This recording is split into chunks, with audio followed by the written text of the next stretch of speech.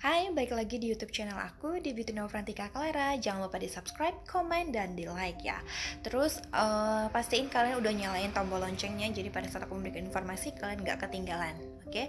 Dan pastinya aku selalu memberikan informasi tentang pramugari dan memberikan informasi tentang rekrutmen dan bagaimana cara kalian untuk bisa menjadi pramugari. Oke, sekarang aku bakalan bahas lagi tentang Q&A teman-teman yang udah pada tanya-tanyain ke aku. Di sini ada beberapa pertanyaan dan aku bakalan jawab. Yang pertama itu, pernah niatan untuk berhenti menjadi pramugari nggak kak?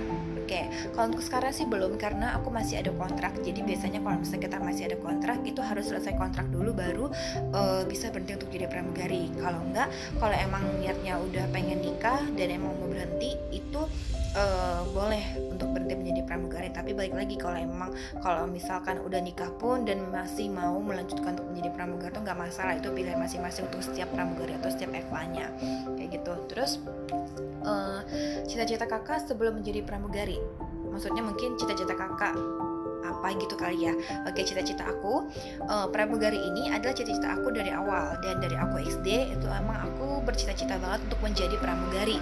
Nah makanya itu waktu dari kecil pun orang tua aku tuh selalu ngerawat kulit aku, selalu ngerawat gigi aku, jadi kayak emang udah bener-bener harus gedenya harus menjadi pramugari. Makanya dari kecil orang tua aku pun selalu bener-bener yang full attention banget buat ngerawat akunya kayak gitu.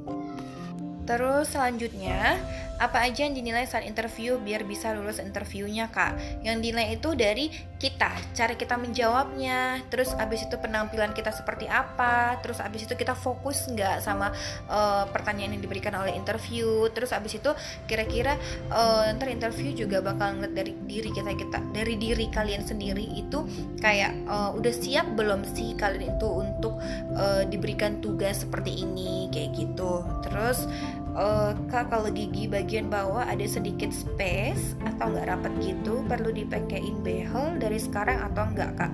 Oke, kalau misalkan dari sekarang itu boleh kalian pakein, jadi biar rapat dulu. Tapi pada saat nanti kalian udah terbang, itu pasti nanti disuruh lepas ya, karena kalau misalkan pakai behel itu benar-benar mengganggu penampilan ya.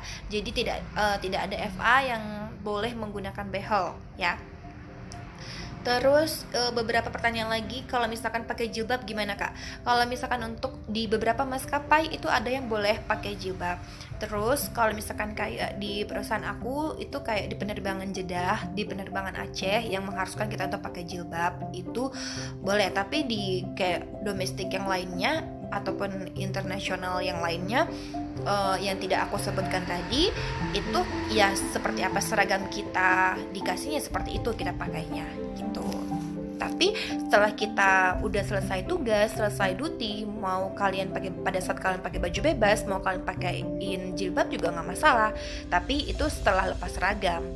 Kenapa setiap masuk ke dalam pesawat harus sebelah kiri kak? Karena di sebelah kiri, di depan ataupun di belakang itu namanya entry door, yaitu tempat masuk penumpang. Jadi semua penumpang masuk dari kiri ya. Terus kalau misalkan di sebelah kanan itu apa kak? Kalau di sebelah kanan itu adalah service door. Nah di situ catering, makanan semuanya masuk dari sebelah kanan seperti itu.